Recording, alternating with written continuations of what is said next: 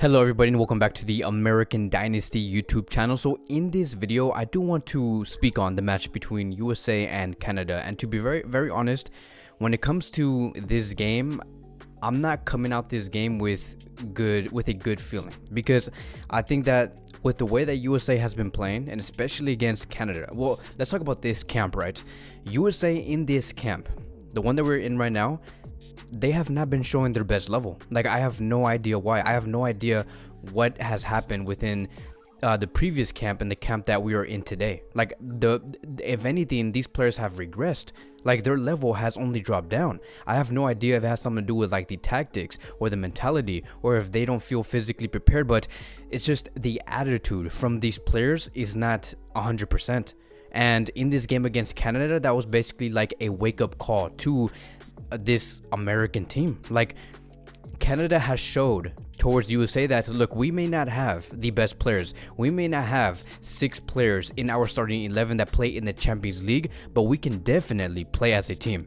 USA tonight have been proven wrong. They have showed, right? They have showed that even if they had 6 Champions League players in their starting 11, they still couldn't beat a team like Canada. Canada played like a team. And so we look at this team that was assembled by Greg Berhalter. We can see Aronson on the right wing, Zardes as the striker, Pulisic on the left, McKennie, Tyler Adams, and Musa as the midfield. And then we have the defensive line, which is Serginho Dest, Robinson, Chris Richards, and Robinson, who is playing as the left back. We have 2 Robinsons. And so I look at this lineup and I say, okay, this is a lineup that I think that should do well. We have Aronson, who plays at a great level in his team. We have Musa, who plays at a great level in Valencia. He recently just scored at Valencia like about 3-4 weeks ago, so he is on a good level. Tyler Adams has been doing decent. McKennie has been really showing up for Juventus. Pulisic has also been doing good for Chelsea. And so I'm like, okay, there is no reason for this team right here to not outperform,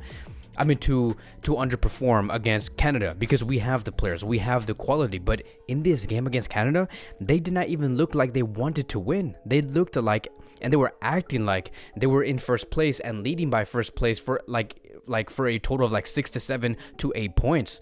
And we weren't in that situation. USA were like 3 points below Canada, and we were not acting like it. And in this game, I think that the tactics were a little weird. We saw McKennie playing almost as a left winger, which did not resonate with me very well.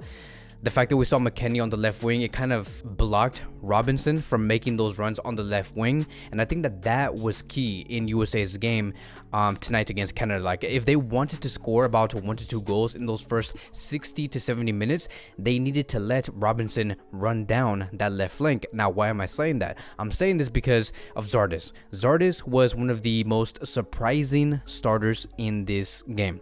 Zardes should have been a player that should have never played in this starting 11, because this was a match where we needed technique. We needed players that can hold the ball, that can build with other players around him, like Pulisic or Aronson. Zardes is not that type of player. But I'm like, okay, if you're putting Zardes, you're telling me that we're going to be having a lot of crosses going into the box. We're going to have Zardes being fed those crosses, so Zardes can do what he does best, which is to win those aerial duels, to outbody one of the defenders and look for those goals. So I'm like, okay, we're probably going to be seeing Serginho Dest run down that right flank. We're going to be seeing Robinson run down that left flank, but we did not see that. We didn't see Robinson making a lot of crosses into the box. We didn't see Serginho Dest making crosses into the box and making those runs in those deep areas. We didn't see that. And so it was confusing, because I'm like, okay, so you put Zardes, you know what to do with him, but you put McKennie on the left wing and you neglect, right? You basically neglect Robinson to make those runs on the left flank. Now, just to make everything clear, McKennie was not playing as a left winger. He was starting as a midfielder, but his main position was to hug the touchline, and that was very awkward to me. I have no idea what was the whole reason why Greg wanted McKennie on the left wing, but it just seemed very awkward. It seemed like we were very static on the left wing. Like, of course, we saw great combination going on between Pulisic and McKennie, and sometimes Robinson was there to back those plays up, but overall, we were not efficient. We were not coming out with a cross into the box, and Zardes was like being a ghost because he was not being fed those passes. That is why we saw Zardes barely touch the ball. Like, if we look at these stats when it comes to Zardes, I'm looking at the touches right now. I'm trying to look for the number. He had a total of 29 touches in this game. he rarely did anything.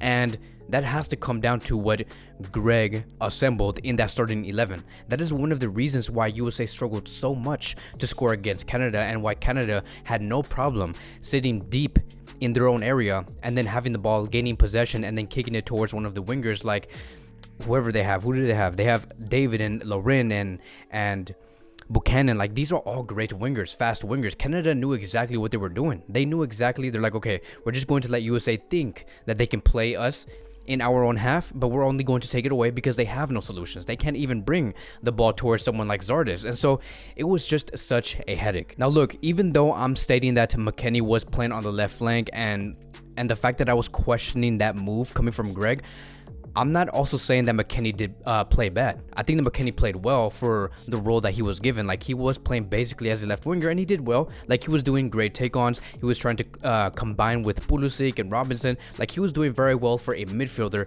that had to be put on the left wing. But I just felt like this was a game where McKennie should have been more central to be in there and try to combine and find someone like Zardes, because if you're just not going to look for those crosses on the left flank, if you're not going to be doing anything, at least readjust your role. At least talk to Greg and say, look, this is not working out. Let me move into the middle. Let me play more centrally, and hopefully I can find someone like Zardes. And so I do think that because USA looked so lost on the field, because yes, they were trying to look for those goals, but even like, I just felt like in the end they were lost. Like, I feel like they did not know what to do to break down Canada, and that only gave confidence towards someone like Canada. Like, these players knew exactly how USA were feeling. They're like, okay, we got them. Like, they have nothing against us. And that is why we saw Buchanan, we saw David, we saw Lauren making those runs. Like, props to Canada for having such a great team. Like, they don't have like 6-7 players playing in the Champions League in this season, but they do know how to play as a team, and they really made their chances count. Like, if we look at the stats here, we can see that USA had a total of 64% possession, right?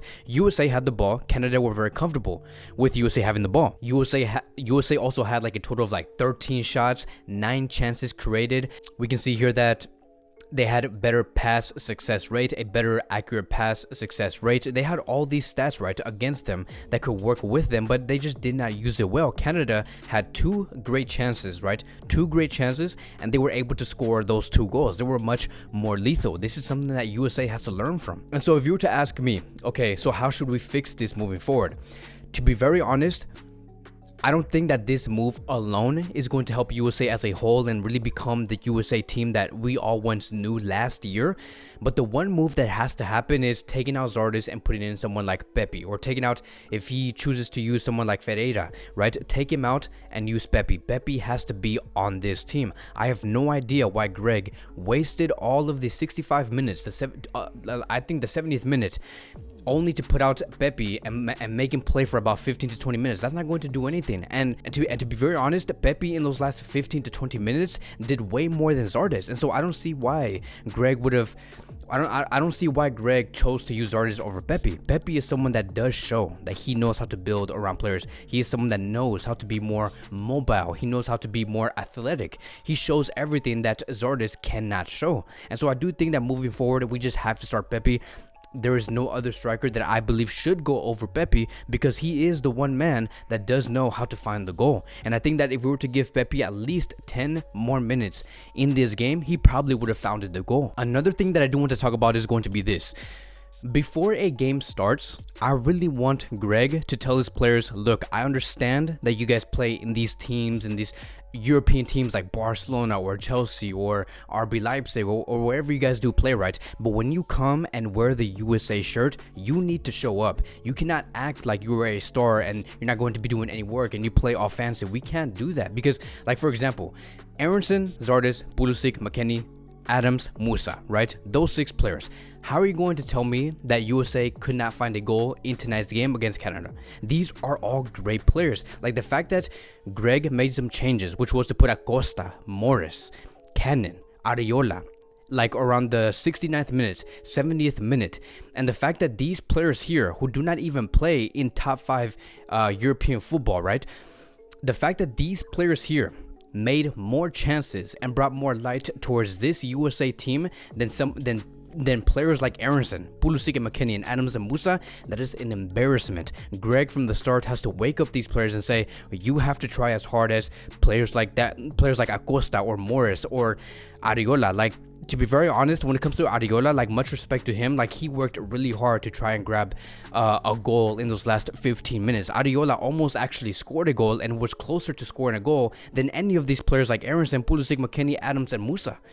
And so, I don't know, like, whatever, like, the work ethic that Ariola is bringing, the work ethic that players like Morris or Acosta is bringing in, that work ethic needs to be instilled in our starting 11. These players that play in European level, right? Top European level. And so I know that this does seem like kind of like a rant. I know that this does seem like, oh, I'm complaining too much, but no, this is just where USA is at the moment. When it comes to this specific camp, they need to wake up, but they need to act like they want to go to the World Cup, because that is going to be something very important. If we look at this table here, USA is now below Canada by 4 points. 4 points. And if we were to win this game, we might have finally had the potential to get into the first place. We look at Mexico. Mexico has yet to play. Mexico is below USA by 1 point. If Mexico does win today, if you guys are watching this maybe after the Mexico game, yes, the only reason why you do see potentially, right, Mexico in second place is because USA has lost against Canada, and now USA are going to be in big trouble if Mexico does win tonight against, who are they playing? Mexico plays against Costa Rica. I do assume Mexico is going to win. They're going to be about, let's see, 2 points above USA. We look at Panama. If Panama wins today, that would mean that Panama would be 1 point below USA. And that right there, my friends, is something to be very embarrassed of. The fact that USA is almost in 4th place or almost touching 5th place, that is very alarming. It's very alarming because the players here are just too good and we cannot waste this type of potential. But that is going to be wrapping up today's American Dynasty video. Thank you guys so much for watching. Again, USA has lost against Canada. There is so much work to do. Our next game, it is going to be against Honduras, which is going to be on Wednesday, and I do expect USA to win because USA is going to be playing at home. Thank you guys so much for watching, and I will see you guys in the next video.